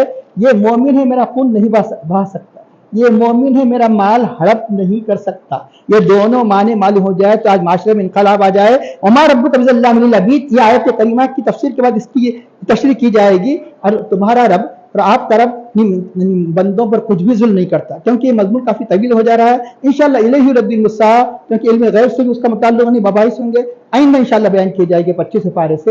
لیکن یہ سی بات سن لیجئے کہ یہاں پر اللہ تعالیٰ فرماتا ہے کہ آپ ظلام یا مبالغے کے لیے آتے ہیں. نعوذ باللہ، معنی نہیں ہوئی کہ اللہ بہت ظلم نہیں کرتا. بعض وقت یہ نسبت جو مبالغہ ایگزیگریشن انگلش میں استعمال کیا جاتا ہے بندوں کے اعتبار سے ہوتا ہے، کیونکہ بندے کثیر ہے، اس اعتبار سے تھوڑا بھی ظلم نہیں کرتا. کیونکہ اللہ تعالیٰ دوسرے مقام پر فرماتا ہے ان اللہ لا یظلم مثقال ذرہ، اللہ ذرہ ایٹم، آپ سمجھنے کے لیے ایٹم بولے یعنی مطلب ہے کہ ذرہ کے معنی چوٹی بھی ہے. ابھی زمانے میں تو اور یعنی مطلب ہے کہ سائنس میں سمجھنا آسان ہوگا، معمولی ایٹم کتنا ہوتا ہے اتنا برابر بھی اللہ ظلم نہیں کرتا.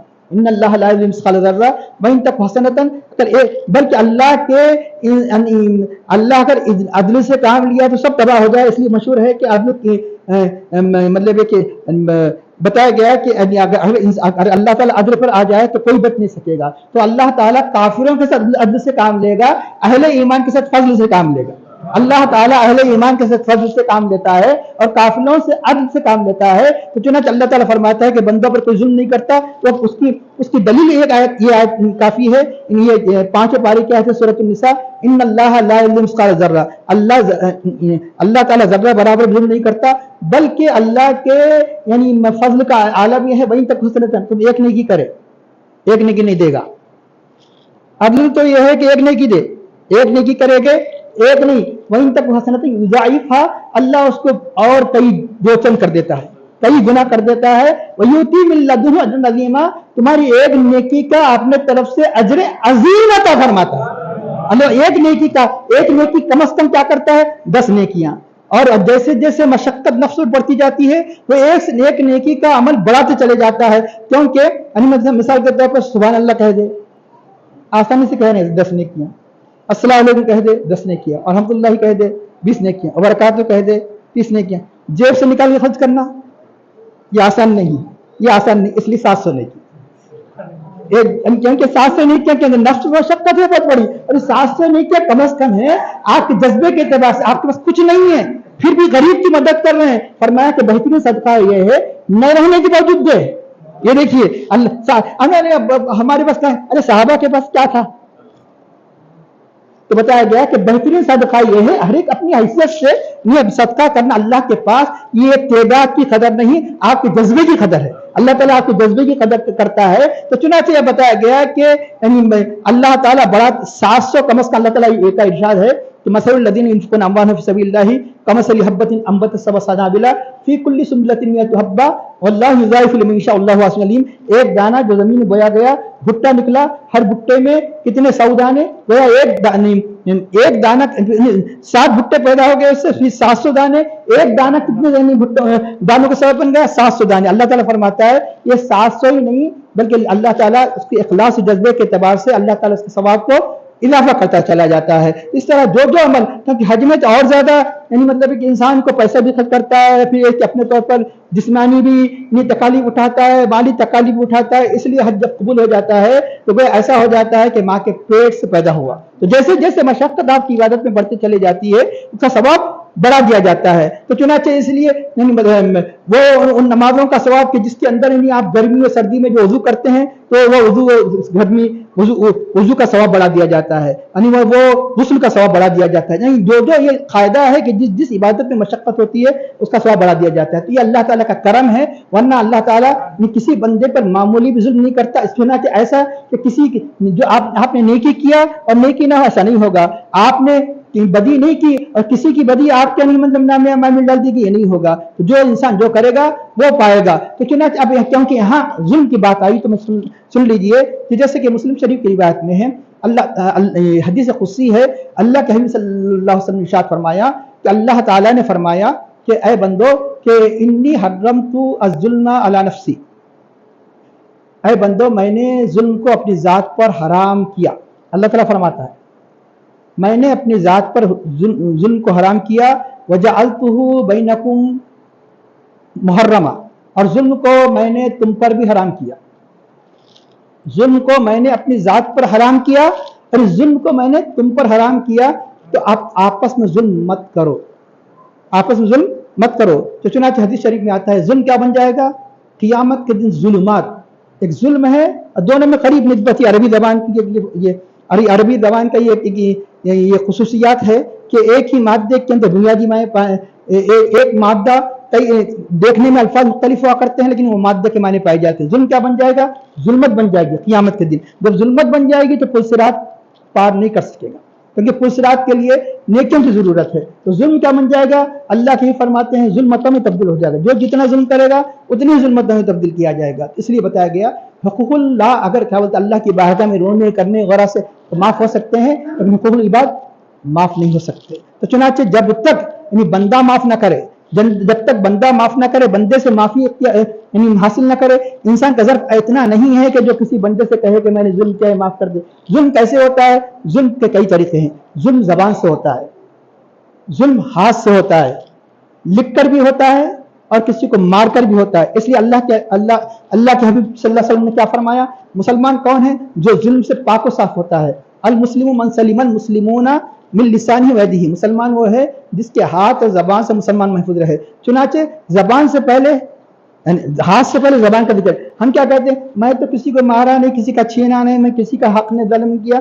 लेकिन आपने कितनी मरतबा अपनी जबान से तकालीफ पहुंचाई। कभी माँ बाप को तकालीफ पहुंचाई, कभी बीवी शोहर को तकलीफ पहुंचाती रही, कभी शोहर बीवी को तकलीफ पहुंचाती रही। आप क्या समझ रहे हैं? बाहर मैंने आज तक किसी पे कुछ भी ना जेबा कलीमा नहीं कहा, लेकिन घर में कितना कहे? क्या इसका हिसाब नहीं होगा? इसका भी हिसाब होगा। माँ बाप को जो कहा जाएगा उसका भी हिसाब होगा। बीवी शोहर को नाजायज जो तौर पर तकलीफ पहुंचाती उसका भी हिसाब होगा। शोहर बीवी को नाजायज तौर पर जो तकलीफ पहुंचाते हैं अपनी जबान से उसका भी हिसाब होगा। इसलिए अल्लाह के हबीब ने जबान से पहले, हाथ से पहले किसका जिक्र फरमाया? जबान से, क्योंकि जबान से जुल्म करने वालों की तादाद हाथ से जुल्म करने वालों से बढ़कर है। मिन लिसानिही इंसान ये कोशिश करे मेरे हाथ से, मेरी जबान से किसी को तकलीफ ना हो, मेरे हाथ से किसी आप अपनी राइटिंग के जरिए, अगर आप ऑफिसर है कई लोगों को तकलीफ पहुंचाने की कोशिश करते हैं, और अगर किसी किस्म की, अगर पहलवान किसी किस्म की वो है तो अपने हाथ के जरिए से मतलब मेरे की जुल्म करते हैं। अब जुल्म ये सिर्फ यही नहीं होता, जो जुल्म की फिर मोमिन की तारीफ पढ़ लिए तो आप पूरी की पूरी नहीं पता चल जाएगा कि जुल्म किसको कहते हैं और इंसाफ किसको कहते हैं। ईमान की तारीफ की गई, क्या की गई कि ईमान यानी हर इंसान अपने माल के बारे में, अल मोमिनु मन अमीनहुन नासु, कि बेखौफ हो जाए, मोमिन है कि अला दिमाही खून नहीं करेगा, मुझे यानी मतलब है कि कत्ल नहीं करेगा, और मुझे यानी मतलब मेरी जान के पीछे नहीं पड़ जाएगा, और मेरा माल नहीं छीनेगा। अला दिमाही मामाली, अगर ये दो हदीसों पर अमल कर ले तो हकीकत में मोमिन हो जाएंगे, हकीकत मुस्लिम हो जाएंगे। मोमिन मुस्लिम तो है, लेकिन हकीकी कामिल मुसलमान मोमिन कब होंगे? कि हमारे हाथ से तकलीफ ना हो, हमारी जबान से तकलीफ ना हो, किसी का माल हड़प ना करे और किसी के खून के दर पे ना हो, किसी के खून के दर पे ना हो, तो जब जाकर कामिल मोमिन, कामिल मुसलमान हो सकता है। तो चुनांचे अब रहा ये कि हमें अंदर लगे हुकूल इबाद की अहमियत इतनी है, कल क़ियामत के दिन बहुत से लोग मतलब नमाजें बराबर होंगी, रोजे बराबर होंगे, क़ियामत के दिन रोक लिया जाएगा। क्या आपने नहीं सुना कि शहीद को जन्नत में जाने के लिए सिर्फ रोकने वाला कर्ज होगा? कर्ज हड़प नहीं किया लेकिन अदा नहीं कर सका, जब तक कि उसका मामला फैसल नहीं किया जाएगा, कर्ज का मामला फैसल नहीं होगा, जन्नत में नहीं जा सकता। तो चुनांचे शहीद को अगर कोई जन्नत में जाने से कोई चीज रोक सकती है तो कर्ज होगा। अब ये नाजायज जो लोगों का जो पैसा हड़प कर रहे हैं, क्या समझ सकते हैं कि कितनी ही नमाजें पढ़ ले, कितने ही रोजे रख ले, रोजों का सवाब अपनी जगह मिलेगा, नमाज का सवाब अपनी जगह मिलेगा, लेकिन जुल्म का पल्ला क्या हो जाता है? भारी हो जाता है। तो जब जुल्म का पल्ला भारी हो जाएगा, हदीस शरीफ में आता है कोई इंसान अगर मिसाल के तौर पर हदीस शरीफ में है किसी इंसान की एक बालिश जमीन वो क्या कर लेता है? हड़प कर लेता है। हदीस के अंदर शिब्रीन शिब्रीन अगर एक बालिश जमीन हड़प कर लेता है, कल क़ियामत में अल्लाह ताला मैदान महशर में 7 जमीनों का तौक उसके गले में डाला जाएगा, 7 जमीनों का तौक उसके गले में डाला जाएगा। और एक अहम बात मैं आपके सामने अर्ज करूं कि माली मामलात बहुत इंतहाई नाजुक है। यही इंसान समझ में आता है कि कौन मुत्तकी है, कौन मुत्तकी नहीं, माली मामलात। यही वजह है कि ये बहुत से लोग कल क़ियामत के दिन इसी माली मामलात के परेशानी में गिरफ्तार हो जाएंगे। गर्चे के उनके नाम अमाल में रोज़ा भी होगा, नमाज भी सब होगी, लेकिन मामूली मामलात की वजह से वहाँ परेशानी में मुब्तला हो जाएंगे। इसलिए अल्लाह ताला ने कुरान करीम इतनी मरतबा हुक्म दिया, नमाज पढ़ो। एक मरतबा नहीं फरमाया कि 5 वक्त नमाज पढ़ो। अल्लाह के हबीब पर छोड़ दिया गया कि अल्लाह के हबीब से पूछो। अल्लाह ने फरमाया ज़कात दो, खर्चा करो। एक मरतबा नहीं फरमाया कि ज़कात इतनी दो, इतनी मरतबा दो। अल्लाह के हबीब सल्लल्लाहु अलैहि वसल्लम को छोड़ दिया गया। और नमाज और ज़कात इस हद से बयान किए गए, लेकिन मीरास के मसाइल बार बार बयान नहीं किए गए। میراث کے مسائل بہت کم جگہ بیان کیے گئے تو کیسے بیان کیے گئے؟ حصوں کے ذریعے سے، کیونکہ حدیث ہوتی تو آج انسان بہانے کرتا یہ حدیث ضعیف ہے، یہ حدیث فلاں ہے، اس لیے اللہ نے خود بیان فرما دیا کہ دیکھو کوئی انسان مر جائے تو ماں کو اتنا حصہ ملے گا، باپ کو باضابطہ حصہ، یہ بھی کہہ دیا جاتا کہ ماں کو حصہ ملے گا، باپ کو حصہ ملے گا، بیوی کو ملے گا، بچوں کو ملے گا۔ نبی سے پوچھو، یہ نہیں کہا گیا، بلکہ میں اللہ نے فرمایا میں خود بیان کرتا ہوں کہ تاکہ تم پریشانی کا شکار نہ ہو، میدان محشر میں کہیں ظلمات کی صورت اختیار نہ کر لے۔ اللہ نے خود بیان فرما دیا کہ دیکھو کہ بیٹے کو اتنا ملے گا، بیٹی کو اتنا ملے گا۔ اللہ نے بیان کر دیا کسی کے انتقال پر باپ کو اتنا ملے گا، ماں کو اتنا ملے گا، اگر اس کو اولاد نہ ہو تو اتنا ملے گا، جب بیوی کا انتقال ہو جائے تو شوہر کو اتنا ملے گا، بچے نہیں ہے تو اتنا ملے گا۔ اللہ نے پورے تعداد بیان کیا، سمن ملے گا، سلس ملے گا، سدس ملے گا، یعنی 1/3 1/6، یہ اللہ نے پورے کے پورے فیگر بیان کیا۔ اللہ تعالیٰ یہ بھی فرما سکتا تھا جیسے دوسرے معاملات فرما دیا کہ صرف مطلق بیان حکم دے دیا کہ دیکھو ہر آدمی کو اپنے وارثین کو، یہ وارث ہے انہیں دینا ضروری ہے، اور نبی سے پوچھو، نہیں بلکہ خود اللہ نے متعین بیان کی۔ کل قیامت کے دن معلوم ہوگا، اس لیے ہر ایک آدمی دیکھ لے کہ وہ کس حد درجے اپنے حقوق کو ادا کر رہا ہے، کیونکہ وہ حقوق العباد ایسے ہے جب تک کہ بندہ معاف نہ کرے وہ آگے نہیں بڑھ سکتا۔ یہاں تک پتہ ہے، آخری بات عرض کر دوں، کل قیامت کے دن ایک شخص ایسا بھی ہوگا، یہی ظلم نہیں، ظلم اسی کو نہیں بلکہ جو ناجائز طریقے سے جو اپنی اولاد کی پرورش کرتا ہے، یہ بھی بڑا ظلم ہے۔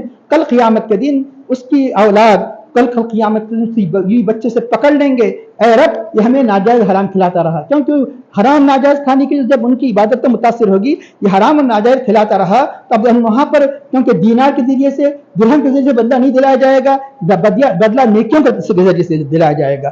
آخر میں کیا ہوگا؟ وہ شخص جو گھر میں چلاتا تھا ظلم کر کے، ان کا ہڑپ کر کے ان کی زندگی بہتر سے بہتر انداز سے چلا سکے، ناجائز حرام طریقے سے جو جمع کیا کرتا تھا، اب وہ سارے کے سارے نیکیاں اس کے بچوں کو، اس کی بیوی کو دے دیا جائے گا۔ آخر میں قیامت کے دن اعلان کر دیا جائے گا، اکلا ایالہ حسناتہ، اس کے بیوی بچوں نے اس کے نیکیوں کو کھا لیا، بینک جس کو کہتے ہیں، وہ بینک خطرناک ہے، اس کی بیوی بچوں نے، اب یہ خالی ہو گیا، اب یہ جنت میں جانے کے لائق نہیں، یہ بھی ظلم ہے۔ آخر میں دعا کرتے ہیں اللہ ہمیں ان آیات کو سمجھنے اور اس کے تقاضوں کے مطابق عمل کرنے کو توفیق عطا فرما، ہماری عبادتوں میں خشوع و اخلاص عطا فرما، حضور نبی کریم صلی اللہ علیہ وسلم سچی محبت ہمارے قلوب میں پیدا فرما، صحابہ کرام سلف صالحین کے جیسا جذبہ وصال استقلال ہمارے نفس میں پیدا فرما، ہر قسم کے ظلم سے ہماری حفاظت فرما۔ اللہ مومن کا جو حقیقی معنی تیرے حبیب نے بیان فرمایا، تو نے اپنے کلام میں بیان فرمایا، اس یعنی وہ صفات ہمارے اندر پیدا فرما۔ اے اللہ تو نے اپنے کلام پاک میں مسلم کی جو صفات بیان فرمائی، تیرے حبیب پاک صلی اللہ علیہ وسلم نے مسلم کی جو صفات بیان فرمائی، وہ مسلم کی صفات ہمارے اندر پیدا فرما، ہم پر رحم فرما، کرم فرما، ہمیں نفس کی بدی شیطان کے دھوکوں سے محفوظ فرما، اور ہمارا خاتمہ بالخیر فرما۔ وصلی اللہ تعالی علی خیر خلق سیدنا مولانا محمد وعلی آلہ واصحابہ اجمعین برحمتک یا ارحم الراحمین والحمد للہ رب العالمین۔